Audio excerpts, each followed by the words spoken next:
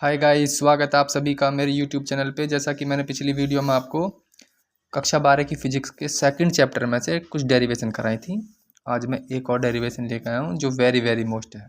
ठीक है, 5 नंबर में आने के पूरे पूरे चांसेस हैं। तो देखिए इसका क्वेश्चन किस तरीके से आएगा। सिद्ध कीजिए कि आवेशित संधारित्र के एकांक आयतन की विद्युत स्थितिज ऊर्जा 1/2 एप्सिलॉन नॉट ई स्क्वायर होती है, जहाँ प्रतीकों के सामान्य अर्थ हैं। ठीक है, इसके लिए मैंने हेडिंग भी डाल रखी है। देखिए हेडिंग क्या बन रही है हमारी। आवेशित समांतर प्लेट संधारित्र की प्लेटों के बीच वैद्युत क्षेत्र में ऊर्जा घनत्व। ठीक है, तो देखिए इसकी परिभाषा क्या कह रही है। पहले इसकी परिभाषा से लिखेंगे और उसके साथ इसे सिद्ध कर देंगे। ठीक है, तो देखेंगे समांतर प्लेट संधारित्र की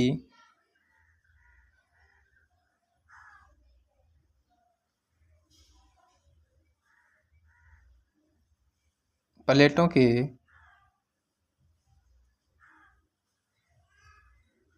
बीच प्रति एकांक आयतन में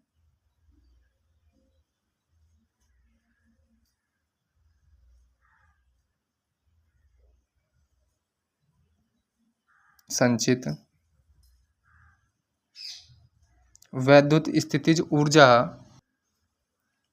संचित वैद्युत स्थितिज ऊर्जा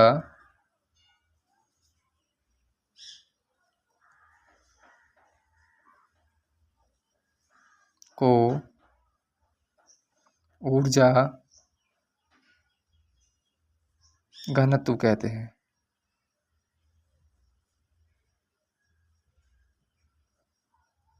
ठीक है, इसे स्मॉल यू छोटा यू से प्रदर्शित करते हैं।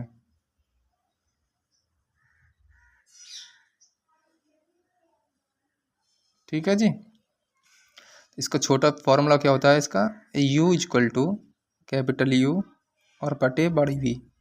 समीकरण मान लेंगे फर्स्ट। अतः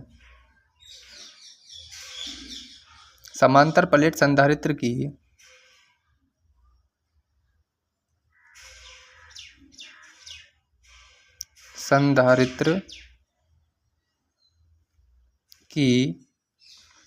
वैद्युत स्थितिज ऊर्जा।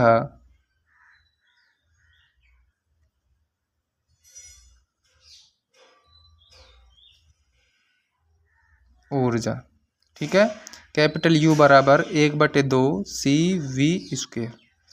ठीक है, क्या होती है, U बराबर 1/2 CV स्क्वायर। और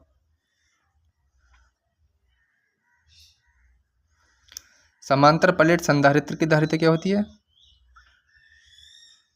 समांतर प्लेट संधारित्र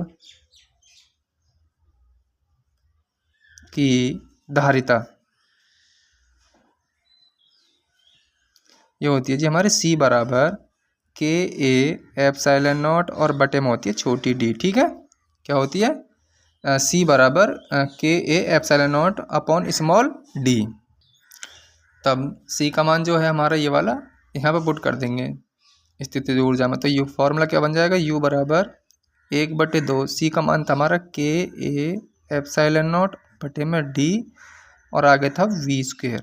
क्या था हमारा, V स्क्वायर। ठीक है, अब इसमें हम d से ही ऊपर गुणा करेंगे, नहीं d से ही नीचे गुणा कर देंगे। तो U बराबर हो जाएगा हमारा 1/2 KA epsilon not V square d और बटे में d गुणा d।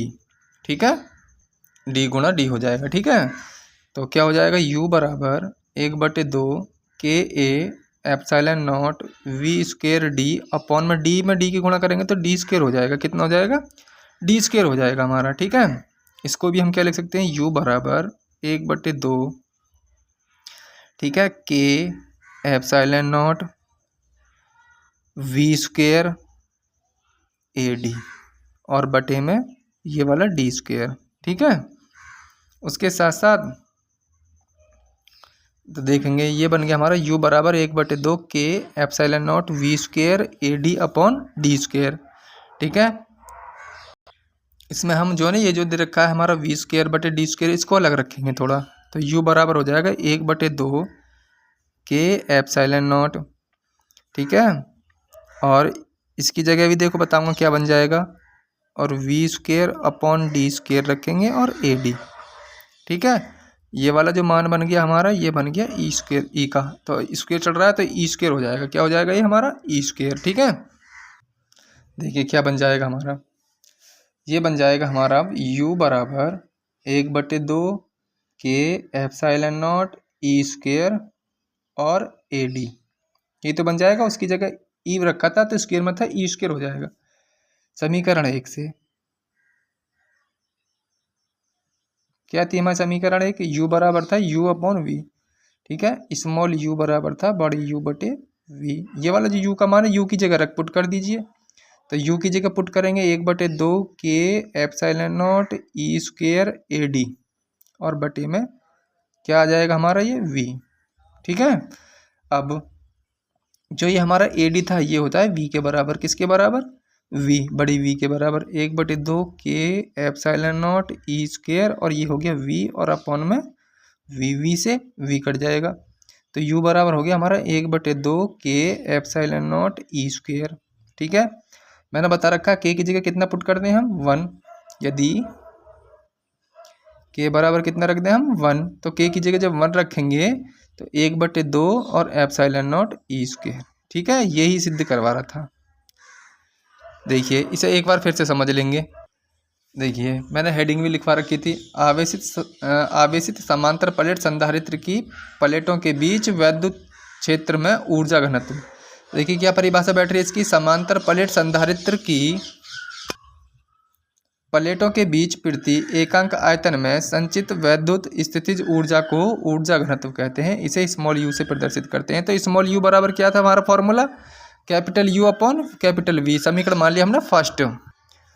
अतः समांतर प्लेट संधारित्र की वैद्युत स्थितिज ऊर्जा क्या होती थी हमारी, u बराबर 1/2 सी वी स्क्वायर। ठीक है, और समांतर प्लेट संधारित्र की धारिता c बराबर क्या होती थी, के A epsilon not upon D. मैंने पिछली डेरिवेशन में सिद्ध करवाया था।